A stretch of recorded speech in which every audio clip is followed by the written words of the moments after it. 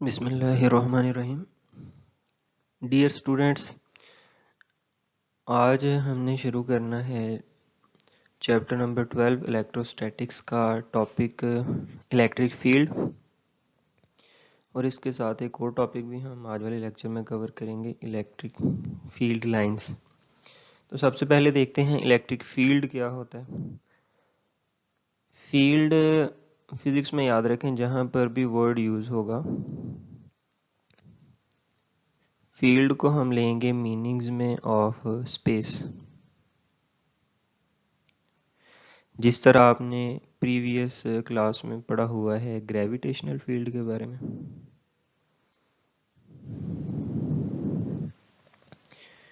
Gravitational field वो field है जो कि ज़मीन के अराउंड, अर्थ के अराउंड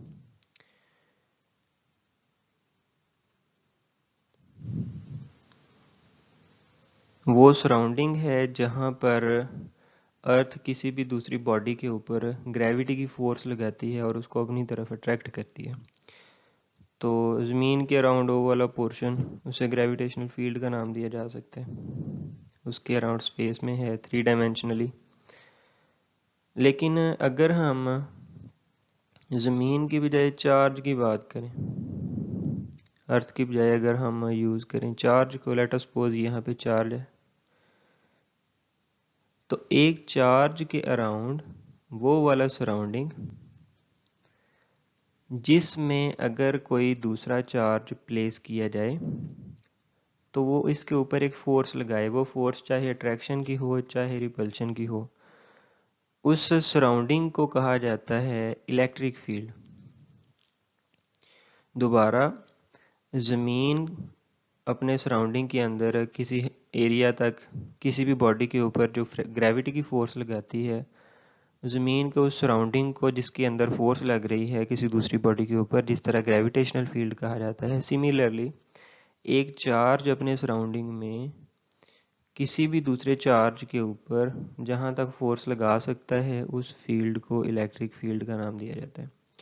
तो यहाँ से हम इसको डिफाइन कर सकते हैं, the space around the charge in which it exerts electric force on other charges is called electric field। Simple definition है, ये आपने ज़रा देख लेनी है। अच्छा, इसके बाद नेक्स्ट अभी हमने एक वर्ड बड़ा ज़्यादा यूज़ करना है, that is a test charge. तो टेस्ट चार्ज का आपको पता होना चाहिए, what is test charge. Test charge को हम चार्ज की प्रॉपर्टीज़ को डिस्कस करने के लिए बड़ा ज़्यादा यूज़ करते हैं, बल्कि इसी से ही स्टडी की जाती हैं सारी प्रॉपर्टीज़। जहाँ पर भी टेस्ट चार्ज आए, आपने कुछ बातें याद रखनी हैं कि ये टेस्ट चार्ज सबसे पहले हमेशा पॉजिटिव होगा। टेस्ट चार्ज कभी भी नेगेटिव नहीं लिया जाएगा, रिमेंबर दैट पॉइंट। एक तो ये हो गया। दूसरा, हम टेस्ट चार्ज को हमेशा डिनोट करेंगे क्यू नॉट के साथ। टेस्ट चार्ज हमेशा पॉजिटिव होगा, टेस्ट चार्ज को हम डिनोट करेंगे क्यू नॉट के साथ। और ये याद रखें, test charge is very small. Test charge general जो चार्ज होता है, आम चार्ज, उससे बहुत स्मॉल साइज़ का होता है। जिस तरह ये दो चार्जेस नज़र आ रहे हैं आपको, लेट अस सपोज एक चार्ज ये वाला है, दूसरा चार्ज ये वाला, जिसे हम क्यू नॉट का नाम देते हैं, जो कि टेस्ट चार्ज है, और इसके ऊपर पॉजिटिव चार्ज है। टेस्ट चार्ज का साइज़ नॉर्मल चार्ज से स्मॉल होता है। इसकी वजह ये है कि हर चार्ज अपने अराउंड में एक magnetic field, electric field create करता है। लेट अस सपोज ये वाला बड़ा चार्ज, पॉजिटिव चार्ज जो है, इसके अराउंड हम डॉटेड लाइन से इलेक्ट्रिक फील्ड, जिसके अंदर जब कोई दूसरा चार्ज आएगा तो ये फोर्स लगा सके, इलेक्ट्रिक फील्ड को हम डॉटेड लाइन से रिप्रेजेंट कर लेते हैं। अब ये चार्ज वेरी स्मॉल क्यों लिया जाता है? ताकि इसके सराउंडिंग में जो इलेक्ट्रिक फील्ड क्रिएट हो, ये इतना कम हो कि जब इसको दूसरे चार्ज के नज़दीक लेके जाएं तो ये इस चार्ज के फील्ड को ज़्यादा इफेक्ट ना कर सके। तो ये पॉइंट आपने याद रखना है। अच्छा, टेस्ट चार्ज हो गया। अब हम देखते हैं कि अगर हम पॉजिटिव चार्ज जिसके अराउंड एक इलेक्ट्रिक फील्ड है, इसको अगर हमने प्रॉपर्टीज इसकी डिस्कस करनी है टेस्ट चार्ज के लिहाज से, अगर हम देखें तो इस पॉजिटिव चार्ज से टेस्ट चार्ज बहुत ज़्यादा दूर है। यहाँ पे जो फोर्स लग रही है दोनों चार्जेस के बीच में, या फिर ये वाला चार्ज इस टेस्ट चार्ज के ऊपर जो फोर्स लगा रहा है वो ना होने के इक्वल है, तकरीबन ज़ीरो हम इसे कह सकते हैं। ज़ीरो तो नहीं होती, ये इन्फिनिटी के ऊपर ज़ीरो होती है, लेकिन हम कह सकते हैं दिस इज़ ऑलमोस्ट ज़ीरो। लेकिन जैसे ही हम इसको इलेक्ट्रिक फील्ड के अंदर लेके जाएंगे, चार्ज की तरफ लेके जाएंगे, लेट अस सपोज हम इसे लेके आ गए हैं इस पोजीशन के ऊपर, तो इस पोजीशन पे जैसे ही इलेक्ट्रिक फील्ड के अंदर एंटर होने लगेगा एक फोर्स लगेगी। ये वाला भी पॉजिटिव चार्ज, टेस्ट चार्ज भी पॉजिटिव होता है, तो ये चार्ज इसको रिपेल करने की कोशिश करेगा, फोर्स लगाएगा। लेट अस सपोज ये फोर्स लग रही है 1 न्यूटन। अब हम क्या करते हैं, इसको मज़ीद नज़दीक लेके चले जाते हैं, मज़ीद इलेक्ट्रिक फील्ड के अंदर ले गए या चार्ज के नज़दीक ले गए, तो अब ज़्यादा फोर्स से डिस्टेंस कम हो गया है, डिस्टेंस के इन्वर्सली प्रोपोर्शनल होती है फोर्स, तो फोर्स जो है रिपल्शन की वो बढ़ जाएगी। लेट अस सपोज अब ये 2 न्यूटन हो गई है। अगर हम इसे मज़ीद पॉजिटिव चार्ज के नज़दीक लेके जाएंगे तो पॉजिटिव और पॉजिटिव रिपेल करते हैं, रिपल्शन की फोर्स मज़ीद बढ़ जाएगी। लेट अस सपोज ये हो गई 3 न्यूटन। तो हम देख रहे हैं जैसे जैसे हम इलेक्ट्रिक फील्ड के अंदर चार्ज को मूव करवा रहे हैं, इलेक्ट्रिक फील्ड की स्ट्रेंथ जो है वो बढ़ रही है। स्ट्रेंथ को हम इंटेंसिटी भी कह सकते हैं। इलेक्ट्रिक फील्ड इंटेंसिटी जो है ये इंक्रीज हो रही है, या हम उर्दू में इसे शिद्दत का नाम भी दे सकते हैं। इलेक्ट्रिक फील्ड की शिद्दत जो है ये बढ़ रही है। तो इलेक्ट्रिक फील्ड की स्ट्रेंथ या इलेक्ट्रिक फील्ड इंटेंसिटी क्या है, जब हम किसी चार्ज को इलेक्ट्रिक फील्ड के अंदर लेके जाएंगे किसी भी पॉइंट के ऊपर, तो इसके ऊपर एक फोर्स लगती है, उस फोर्स को force per unit point charge, इसे इलेक्ट्रिक फील्ड इंटेंसिटी का नाम दिया जाता है। अब हमने नेक्स्ट इसे डिफाइन भी करना है। What is electric field intensity? Force जो कि लग रही है किसी भी चार्ज के ऊपर per unit point charge, force per unit point charge, force F over charge Q not, जो कि टेस्ट चार्ज हम लेके जा रहे थे इलेक्ट्रिक फील्ड में, in an electric field is called electric field strength, या फिर इसे हम इलेक्ट्रिक फील्ड इंटेंसिटी का नाम भी दे सकते हैं, इलेक्ट्रिक फील्ड इंटेंसिटी, और इसे डिनोट किया जाता है E के साथ, electric field intensity. Electric field intensity अब बेसिकली एक वेक्टर क्वांटिटी होती है, इसकी डायरेक्शन वही है जो कि इलेक्ट्रिक फोर्स की होती है। इलेक्ट्रिक फील्ड एक वेक्टर क्वांटिटी है, इसकी डायरेक्शन वही होगी जो कि इलेक्ट्रिक फोर्स की डायरेक्शन है। अगर हम इसके यूनिट की बात करें, इलेक्ट्रिक फील्ड इंटेंसिटी का यूनिट होगा फोर्स का यूनिट न्यूटन ओवर चार्ज का यूनिट कूलम्ब। हम इसे लिख सकते हैं unit of electric field intensity is Newton पर कूलम्ब। ये हो गया। अब हम इसके लिए थोड़ा सा मज़ीद एक जनरल फार्मूला वो डिराइव करते हैं, डेरिवेशन ऑफ फार्मूला। तो उसके लिए हम दोबारा कंसीडर कर लेते हैं एक चार्ज Q जो कि बड़ा चार्ज है नॉर्मल साइज़ का, इसके बाद एक टेस्ट चार्ज जिसका नॉर्मल चार्ज से साइज़ छोटा होता है, दोनों चार्जेस। ये वाला पॉजिटिव टेस्ट चार्ज का हमें पता है ये पॉजिटिव होता है, पॉजिटिव और पॉजिटिव एक दूसरे को रिपेल करेंगे तो यहाँ पे फोर्स लगेगी away from the charge positive. Let us suppose दोनों चार्जेस के दरमियान डिस्टेंस है r। अब हम यहाँ से इलेक्ट्रिक फील्ड इंटेंसिटी के लिए फार्मूला डिराइव करेंगे, E is equal to F over Q naught. इसे हम लिख सकते हैं E is equal to 1 over Q naught into F। F यहाँ पे क्या है, वो फोर्स, इलेक्ट्रिक फोर्स जो दोनों चार्जेस के बीच में लग रही है। दो चार्जेस के बीच में फोर्स को कूलम्स फोर्स का नाम भी दिया जा सकता है, तो यहाँ पे हम कूलम्स फार्मूला अप्लाई कर सकते हैं, 1 over Q naught. F is equal to 1 over 4 pi epsilon naught, Q1 Q2 over R square होता है अगर हम चार्जेस लें Q1 और Q2, लेकिन यहाँ पे दो चार्जेस लिए जा रहे हैं Q और Q नॉट, तो Q1 और Q2 की जगह पे हम लिखेंगे Q into Q naught over R square. अब ये वाला क्यू नॉट और ये वाला क्यू नॉट दोनों कैंसिल आउट हो जाएंगे और बाकी टर्म बच जाएगी F E is equal to 1/4 pi epsilon naught Q over R square. अच्छा, ये तो हो गई मैग्नीट्यूड की फॉर्म में। अब हमें पता है कि electric field intensity is a vector quantity और हमने पढ़ा भी है इसकी वही डायरेक्शन है जो कि फोर्स की डायरेक्शन है। तो हम इसे वेक्टर फॉर्म में लिख सकते हैं E is equal to in vector form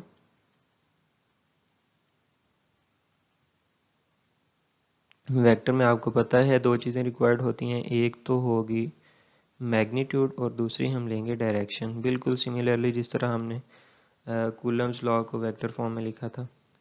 तो ये वाली टर्म जो है ये मैग्नीट्यूड को रिप्रेजेंट कर रही है। E is equal to 1/4 pi epsilon naught Q over R square, this is magnitude. और डायरेक्शन को रिप्रेजेंट करने के लिए हम लोग यूज़ करेंगे unit vector which is R unit vector. तो ये है vector form of electric field intensity.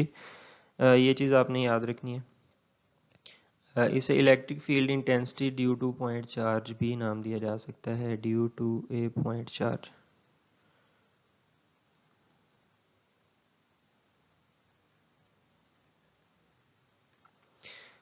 अब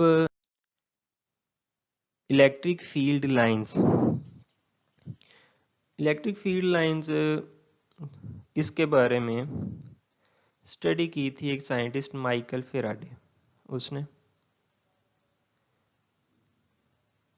हमने अभी तक ये पढ़ा हुआ है कि चार्ज के अराउंड एक इलेक्ट्रिक फील्ड होता है। इलेक्ट्रिक फील्ड अगर है तो चार्ज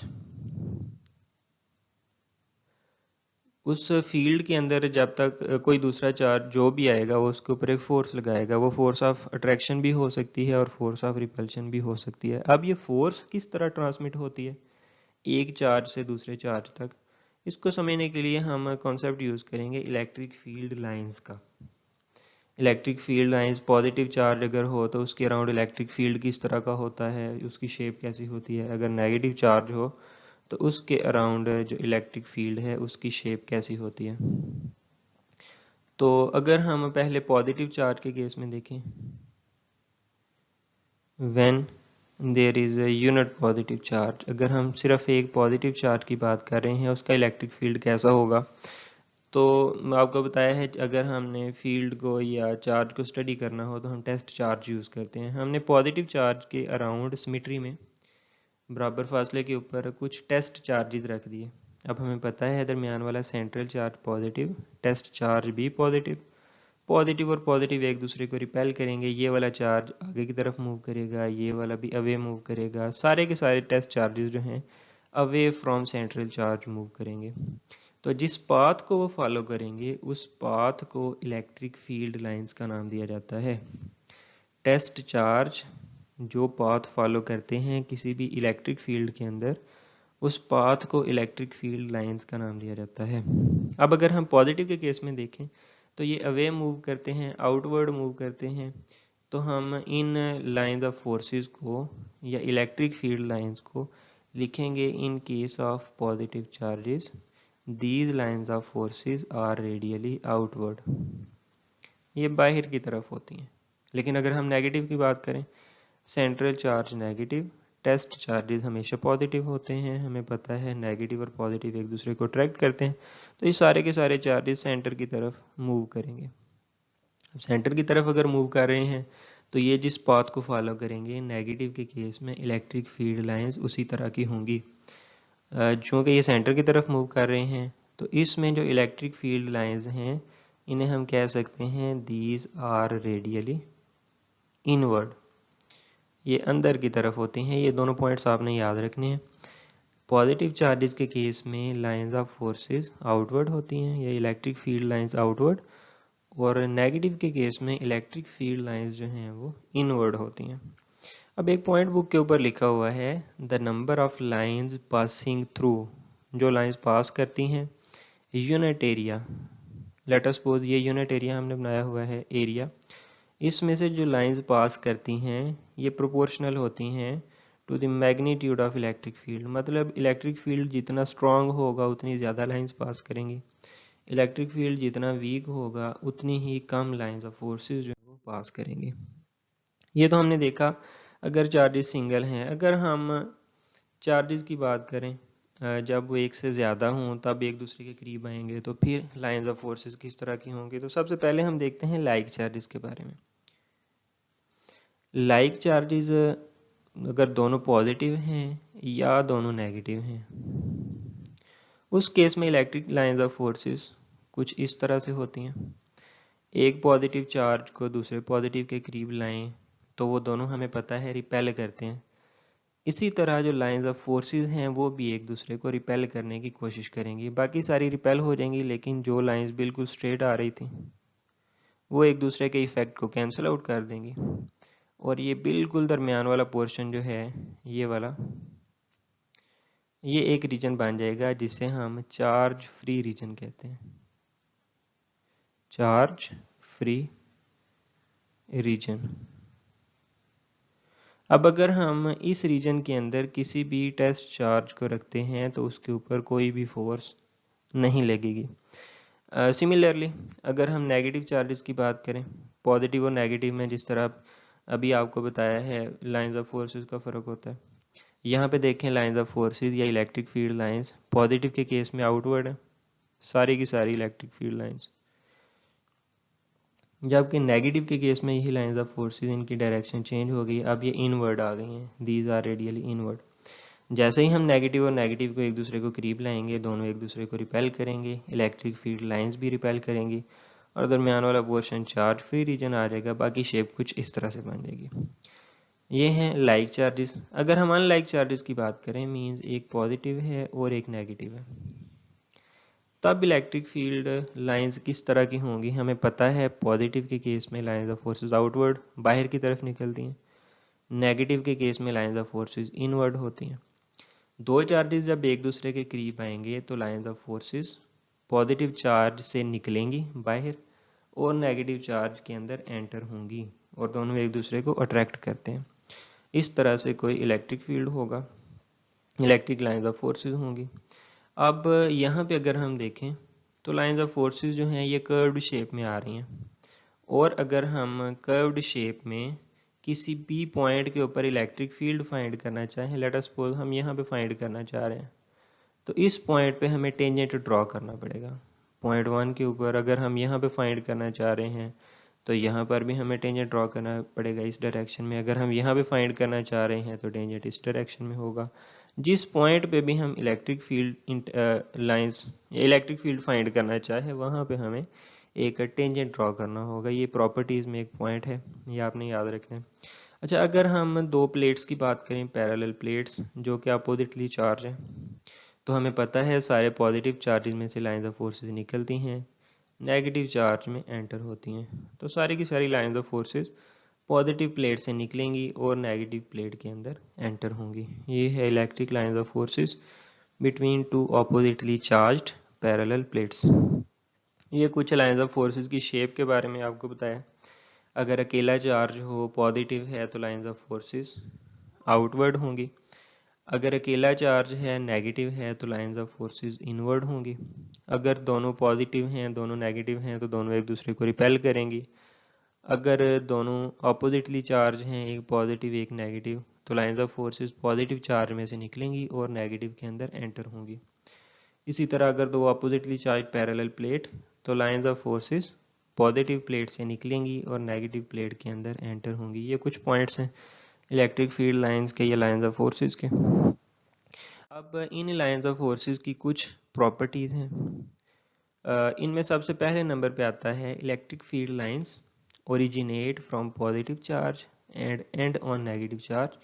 लाइंस ऑफ फोर्सेस या electric field lines positive charge में से बाहर निकलती हैं जिस तरह अभी आपको बताया है, और नेगेटिव चार्ज के अंदर एंटर होती हैं या वहाँ पे एंड हो जाती हैं। पहला पॉइंट। सेकंड प्रॉपर्टी है the tangent to a field line at any point gives the direction of electric field. जिस तरह कर्व्ड शेप में अगर लाइंस ऑफ फोर्सेस हैं किसी भी पॉइंट पे अगर हमने इलेक्ट्रिक फील्ड फाइंड करना हो तो उस पॉइंट पे हमें टेंजेंट ड्रॉ करना पड़ेगा। टेंजेंट ड्रॉ करने का आपको पता है, अगर कोई बॉडी लेट अस सपोज एक पत्थर को हमने एक धागे के साथ बांधा और इसे एक सर्कल में हम घुमाएं। सर्कल में घुमाते हुए जिस पॉइंट पे छोड़ेंगे, रिलीज करेंगे, वो जिस डायरेक्शन में चला जाएगा वही डायरेक्शन ऑफ टेंजेंट होगी। तो यहाँ पे अगर हम फाइंड करना चाहें तो डायरेक्शन ऑफ टेंजेंट इस तरह से होगी, यहाँ पे फाइंड करना चाहें तो डायरेक्शन ऑफ टेंजेंट इस तरह से होगी, यहाँ पे फाइंड करना चाहें डायरेक्शन ऑफ टेंजेंट इस तरह से होगी। डायरेक्शन ऑफ टेंजेंट हमें क्या इंफॉर्मेशन प्रोवाइड करता है, ये देता है डायरेक्शन ऑफ इलेक्ट्रिक फील्ड किसी भी पॉइंट के ऊपर। इसके बाद third property, the lines are closer where the field is strong and the lines are farther apart where the field is weak. जहाँ पे लाइंस एक दूसरे के क्लोज हैं, बिल्कुल चार्ट के साथ देखें तो लाइंस एक दूसरे के क्लोज हैं, लेकिन जैसे जैसे हम अवे मूव करते जाते हैं इनके दरमियान डिस्टेंस बढ़ता जाता है। ये वाला पॉइंट, इससे हमें पता चलता है कि जहाँ पे लाइंस एक दूसरे के क्लोज होंगी वहाँ पे फील्ड स्ट्रॉन्गर होगा। यहाँ पे ज़्यादा फील्ड है, मतलब कोई दूसरा चार्ज आएगा तो इस पॉइंट पे ज़्यादा फोर्स लगेगी। लेकिन जैसे जैसे इनके दरमियान डिस्टेंस बढ़ता जाएगा, यहाँ पे कोई चार्ज रखेंगे तो उसके ऊपर जो फोर्स लगेगी वो कम होगी। इसी तरह मज़ीद दूर करते जाएं तो फोर्स मज़ीद कम होती जाएगी, क्योंकि दीज लाइंस, इनके दरमियान में डिस्टेंस जो है ये बढ़ता जाता है। ये वाला पॉइंट हो गया। अच्छा, अब इसके बाद लास्ट वाला प्रॉपर्टी है, no two lines cross each other. कोई सी दो लाइंस एक दूसरे को क्रॉस नहीं कर सकती। कोई सी भी दो ले लें, इन्हें जितना मर्जी है आगे की तरफ हम एक्सटेंड करते जाएं, ये दो लाइंस, इनके दरमियान डिस्टेंस बढ़ता जाएगा, ये कभी भी एक दूसरे को क्रॉस नहीं कर सकती। अगर ये एक दूसरे को क्रॉस कर दें, लेट अस सपोज ये लाइन आगे की तरफ बढ़ती बढ़ती इधर आ जाए, इसको क्रॉस करे, तो इसका मतलब है कि इलेक्ट्रिक फील्ड की एक से ज़्यादा डायरेक्शन होगी, जो कि पॉसिबल नहीं है। This is physically not possible. सिर्फ और सिर्फ एक डायरेक्शन होती है इलेक्ट्रिक लाइंस ऑफ फोर्सेस की। अगर एक दूसरे को क्रॉस कर रही हैं तो इसका मतलब है this is physically not possible. और ये एक्सरसाइज का शॉर्ट क्वेश्चन है, लास्ट वाला पॉइंट, और ये बहुत इंपॉर्टेंट शॉर्ट क्वेश्चन है, ये आपने लाजमी तैयार करना है। एक्सरसाइज में भी हम करेंगे, लेकिन ये वाले पॉइंट जो है ये बहुत इंपॉर्टेंट है, ये आपको क्लियर होना चाहिए। आज के लेक्चर में यहाँ तक ही हम करेंगे, बाकी नेक्स्ट लेक्चर के साथ कल हाजिर होंगे इंशाल्लाह। अल्लाह हाफिज़।